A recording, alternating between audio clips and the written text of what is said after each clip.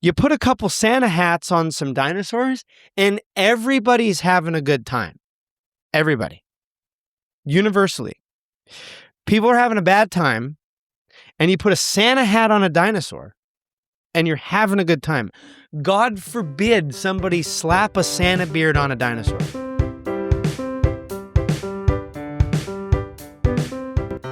Welcome back to Privy.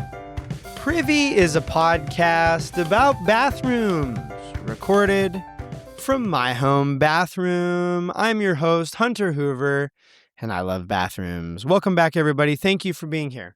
At the top of the show, real quick, before we dive into today's episode, I want to remind you that we have PrivyCast swag.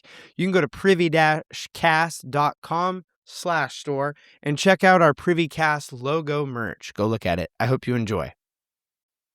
Before we dive in, we need to air some stuff. Recently, I saw online an advertisement for a promotional item at our Seattle Mariners T-Mobile Stadium. This promotional item was titled The Big Dumper Sundae. The Big Dumper is the name that catcher Cal Raleigh is often called by. And this promotional item is a toilet bowl with the Seattle Mariners logo on the side, and it is, of course, filled with chocolate ice cream. Now, I saw this. I got super hyped. Your local bathroom enthusiast, who would have thought? And I was like, I done got to get myself to a Seattle Mariners game. The Polar Seltzer's back. We got the summer prickly pear guava punch. It's hitting. It's hitting. If you can ever find those limited edition summer exclusive or holiday exclusive flavors, you got to get a little sniff. Oh yeah, the sniff on that is real good. But it come to find out, I got so hyped about this Big Dumper ice cream that I bought tickets to a Seattle Mariners game. Now, we probably would have gone anyway. It's fun to take the kids to a ball game, have some fun. I'm not really crazy about baseball, like watching Major League Baseball. I will say I've grown to enjoy it more as my family grows to enjoy it. But yeah, it's just fun to go. So we got some tickets, and then I found out the optics, by the way. Back in the early days of the pod, I told a story about the poop volcano, which if you are joining here on the pod, here on this side of episode 200, the poop volcano was this time in high school where all the kids collectively pooped in the boys' locker room toilet and then didn't flush in between jobs and proceeded to continue to poop until the pile came up and out of the surface of the bowl. It's awful and truly a terrible thing to do to a custodian. This Big Dumper ice cream truly looks like that, with the exception that it's chocolate ice cream and not a big, nasty, smelly deuce. It turns out it was all a sham. Friend of the show and former guest, Coach Mikey Medina, shared that it isn't real. You can't order it, and the thing was a scam cooked up by AI. So that's a frickin' bummer. I'm a little bummed because I really did truly believe it's real. And it's a letdown because now I'm not going to have a Big Dumper ice cream coming out of a little toilet. But it's also a bummer because I feel like an old fogey for getting scammed by AI. I thought it was I thought getting scammed by AI was an old person's game, I thought I was of age to be able to sniff out when AI was up to no good. And that I was tricked by a toilet bowl filled with chocolate ice cream is frustrating to me. I think the real trouble is I wanted it to be real. I was hopeful. I had visions of grandeur that blinded my judgment, and I was taken by the AI toilet bowl ice cream. I was. It's true. So that's a bummer. The only big dumper that I can get now is like, I hear they have this gargantuan pile of nachos, and I'm pretty sure I can come up with a big dumper off of that energy. So we live and learn. But here we are. As a reminder that sometimes to get to the bottom of something, we really need to keep digging.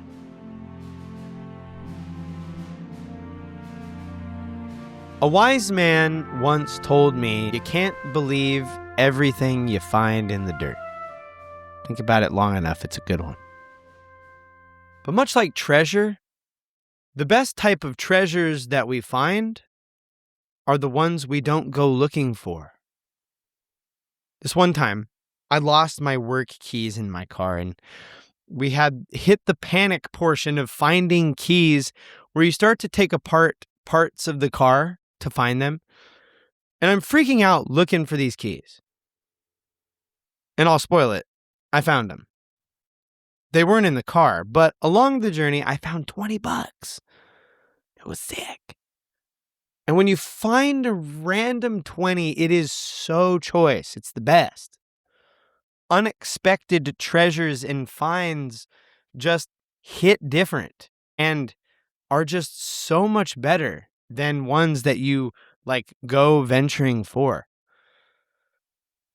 And sometimes people have made unexpected finds in the process of digging or stirring things up for other purposes.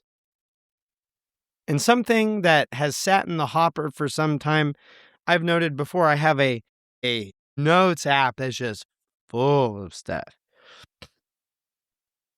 And this actually got brought back up as I was researching and doing work for our episode on space plumbing, wherein we discussed briefly the Super Mario Galaxy movie, is that one of the things that you find is you are not going to find a lot of the same things on other planets or moons or what have you that you would find down here when you begin to dig down from the surface of those planetary bodies.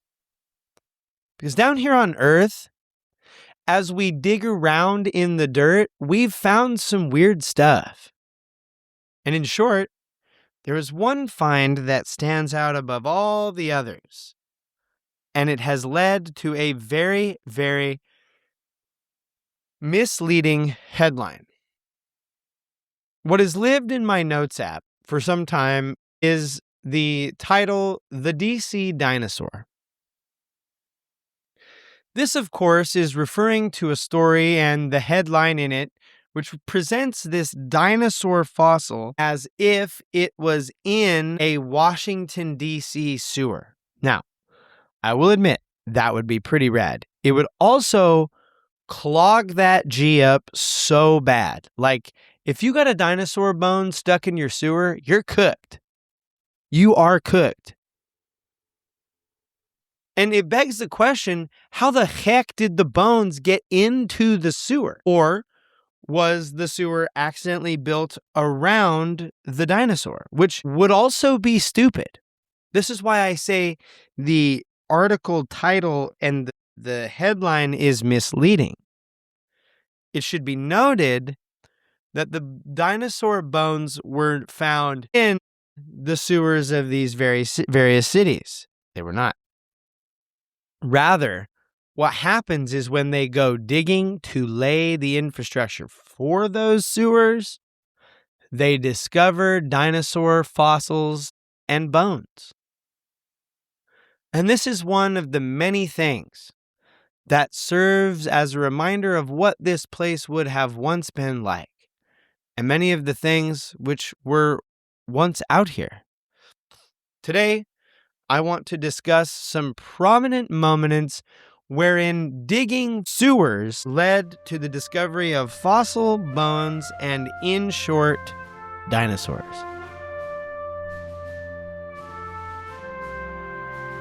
Once, a handful of summers ago, the city of Albany here in Albany, Oregon, dug a Fat Daddy Trench right outside my backyard, right on the other side of the fence. I mean, we're talking fence, little patch of weeds, 6-foot ditch.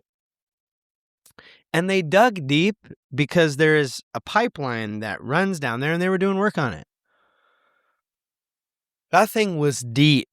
And one of the concerns that I genuinely had when they were digging was like on that episode of King of the Hill where they find like Native American artifacts on the edge of his yard, is that city of Albany is going to be like digging this big trench back there and they're going to find like parts of a dead body or some ancient artifact or something. They're going to tear up my yard. Like, dude, you just never know. Like, and then they have to tear everything up because I bought a house that's like nearby where that crap happened.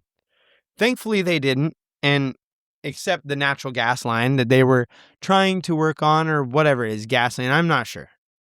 They had a porta potty right on the other side of my fence for a couple months, which was kind of cool. I did sneak back there and do a little Toilet Tuesday what's up from the Honey Bucket porta potty right outside my back window. Really tried to win a porta potty that summer. Would have been cool to recording that. Honey Bucket, if you're hearing this, shout at me. But like, what if they start digging and they find a dinosaur fossil or some other nonsense? In short, in the mid-1850s, many major cities and urban centers, as they are stupidly called on the internet, began digging and putting the infrastructure in that would be needed for sewers and sewer systems. This is because at this time in our history, all of these cities began to boom and grow in size and in population, and they needed to lay infrastructure to meet the demands of those growing city centers. This is, as we have discussed in the past on the show, a way to deal with the rising health and safety concerns that pop up when you have more and more people in a concentrated space. And what is weird is though this search began as the Washington, D.C. sewer dinosaur, named colloquially online as the Capitalsaurus, it led to a number of discoveries that were very similar in nature. In the middle of the 1800s, they decided to do some work to address the ongoing sewage and health safety concerns in cities. That work was to install a system of pipes that would be designed to transport the nastiest byproducts of the human person away from where those humans live and have their dwellings. The sewers in question here are not the plumbing sewers that come from your house. That's like the plumbing line that comes from your house.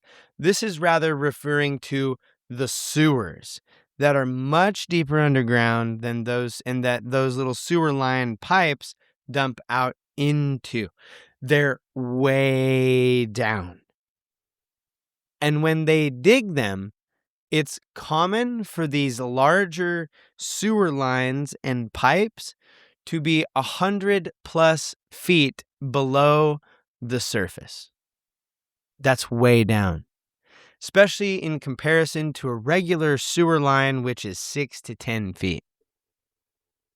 And so, as the story goes, in 1898, construction workers were excavating the area near 1st and F Street in Washington, D.C. While they were digging, they uncovered what was later determined to be a part of a dinosaur vertebra, or part of its backbone, as well as other fragments in the region where they were digging.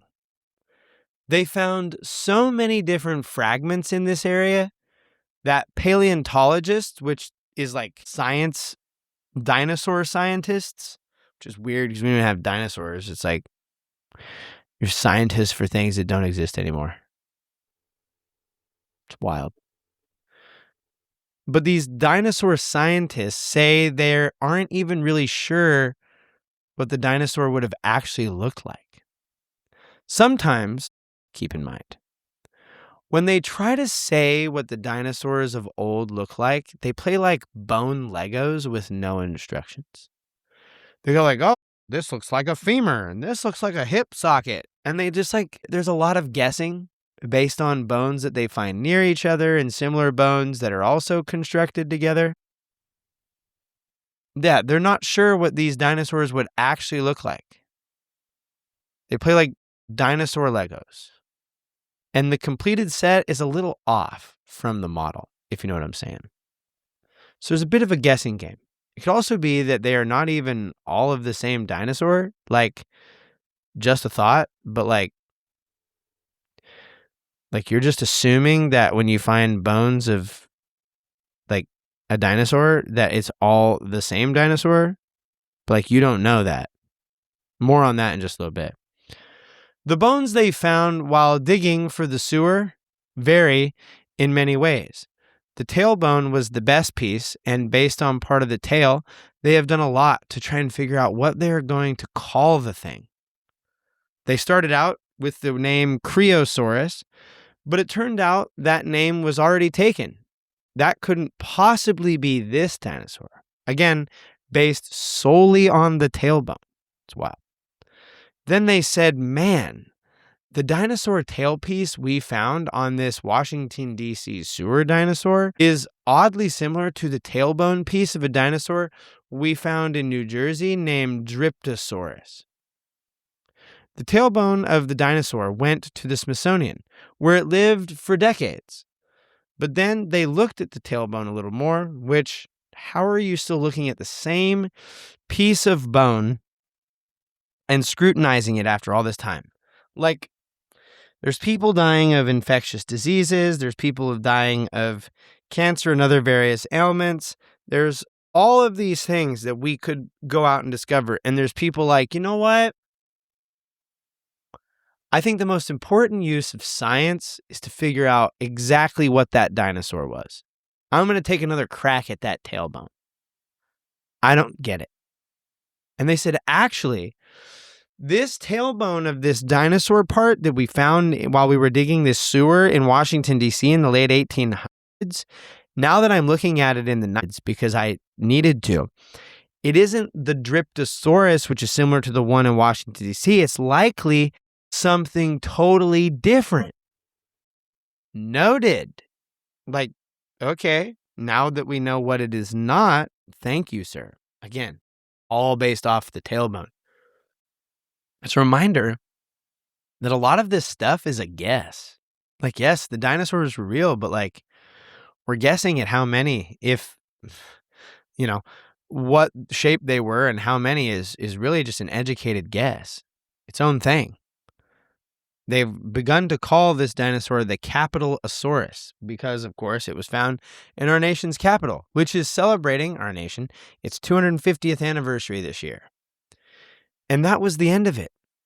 But the trouble was, the guy who called it that didn't follow the bone dinosaur rules for what you call stuff. Capitalsaurus doesn't follow the bone dinosaur naming rules, and it was not a scientific designation, and so people got super upset at him. They're like, you can't call the Washington, D.C. dinosaur Capitalsaurus because it's not scientific enough. However, colloquially, in these streets, the name stuck. Got him. And it's the official dinosaur of Washington's dino now. The site of the discovery is called Capitalsaurus Court. And January 28th is Capitalsaurus Day. The more you know. But what became evident is this is not the first time someone has found a dinosaur skeleton when digging for a sewer. Turns out it wouldn't be the last. More recently, and a little closer to us here in the Pacific Northwest in Washington, D.C., was the discovery of the Albertosaurus. And just so I can be clear, if Capitalosaurus isn't okay, how in the world is Albertosaurus getting a pass? But as the story goes, Canadian workers found large dinosaur bones while digging a sewer tunnel in the city of Edmonton, Alberta.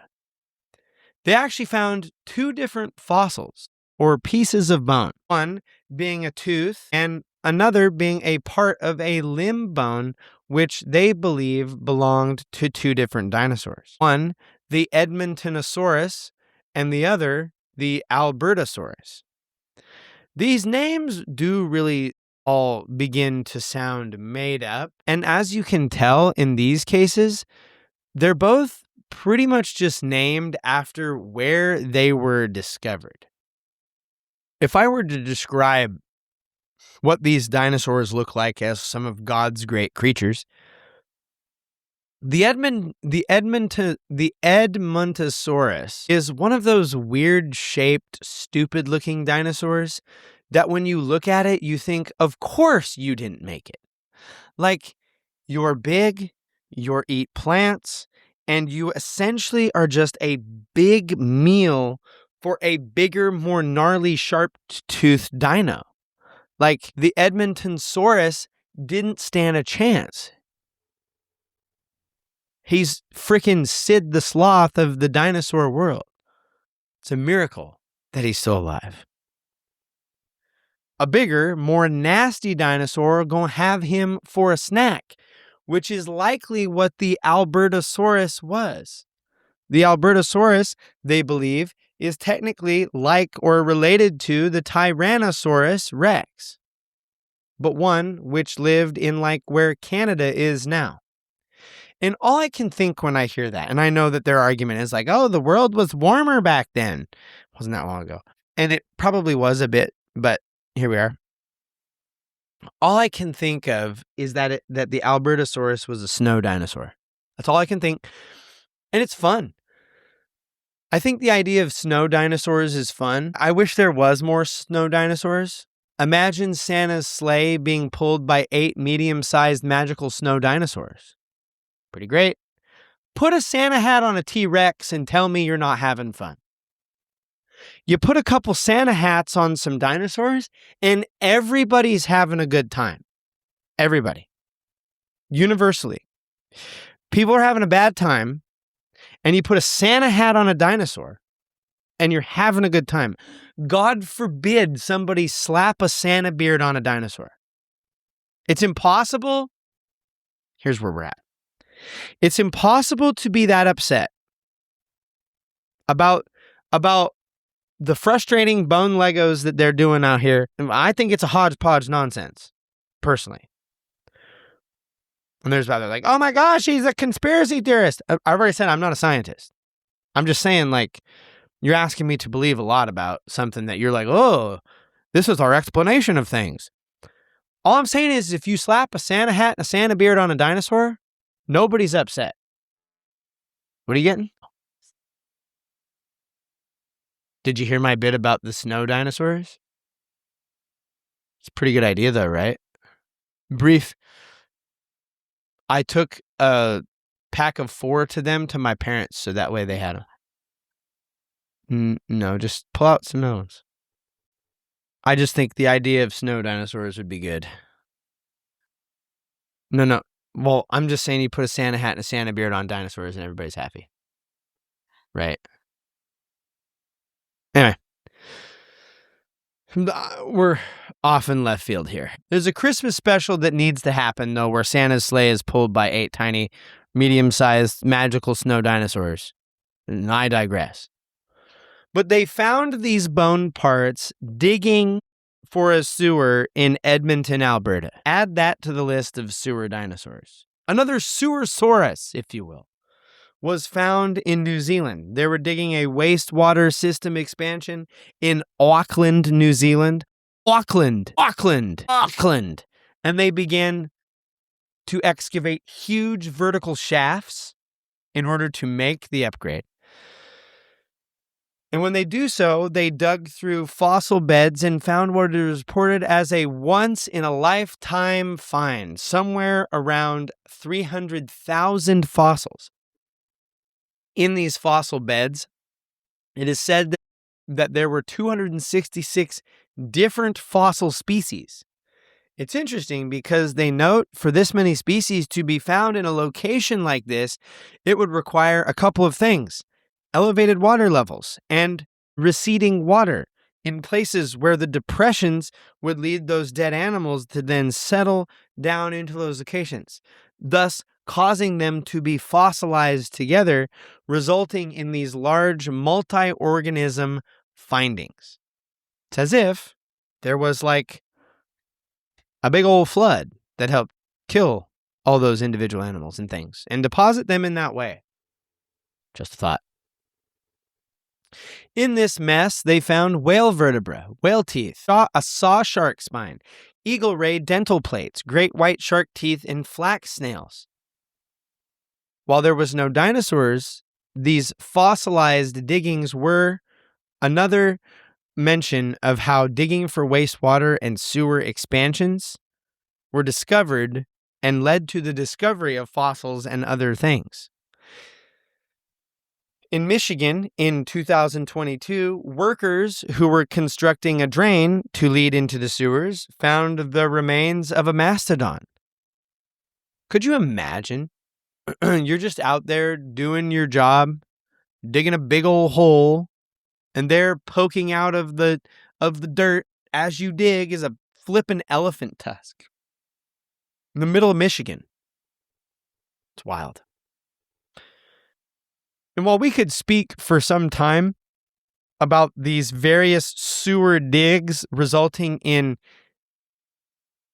dinosaur bone and other fossil finds, I think it's more valuable to pause and ask ourselves, why are these dinosaur bones and other fossils of ancient animals found so near to now where we dig for sewers?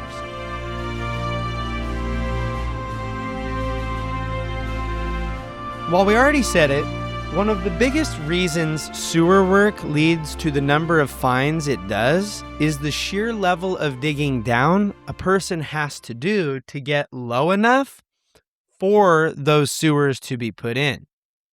In many cases, this is the longest that part of the earth has gone untouched, only to be now touched by human excavation. There's a lot of land. So why do we keep hitting bone deposits on sewer digs? Like, we could dig anywhere. But why do these digs for sewers keep finding dinosaur bones and fossils? Many cities are built along waterways or other naturally occurring features which provide some type of infrastructure support to the city itself. Some of these low natural waterways have existed for thousands of years, though the cities that now are associated with them have not. Often, these are lowland or low-lying areas, or things that derive from natural streams or low plains in the land.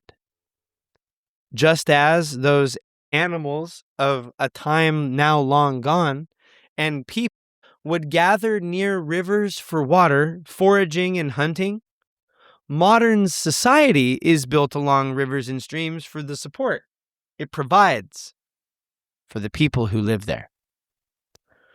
When those people begin digging down to bury the things which will carry and direct their waste, they then have a greater chance of finding these bones and fossils, which have a higher chance of being in those areas because those were probably naturally an attractive spot for animals and other people of the past. That, coupled with early excavation of these sewers, specifically in parts of the country to be shown to have a high concentration of dinosaur bones and fossils, led this area to be known as Dinosaur Alley. Dinosaur Alley refers to a strip of land on the east coast of the United States, particularly running between and around Washington, D.C. and Baltimore. It's called such for the sheer level of dinosaur bones and fossils found in the area. many of which were in conjunction with excavation projects, some of which were for the laying of sewers. It should be noted, bone scientists think that the bones and remains they found make up less than half the species that could exist in this area. And again, it's cool to think about, but how do you even conceptualize that idea? It makes you wonder. But I promise, the longer that time goes on, and the more we dig out in this dirt, the more likely we are to find another dinosaur. Until the next Sewersaurus is found, we get to revel in the neatness that is dinosaurs and how sewers, to now remove our poop, have helped us find their crusty remains. Thank you so much for joining us this episode. Visit us online, privy-cast.com. Follow the show on social media at PrivyCast. You can follow me. I'm at Owlet7.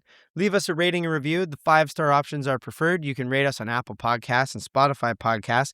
You can even leave a written review in there. Say hi, say what's up. Tell us what you like about the show. We will try to leave some of those comments and feedback live on the show when we record. And for every rating and review you leave, we will donate some money to Wounded Warriors International and Living Water as a reminder to keep pooping in the free world. That free world was not always free. And in pursuit of cleaner water for all, everybody should have it, but not everybody does. Thank you to Kevin Poddington and any others whose music we used. You can find the list of all the music in the description down below. This brings us to the end of another episode of Privy. Thank you again for being here. Keep pooping in the free world. Own your stank. And now, as always, don't forget to flush.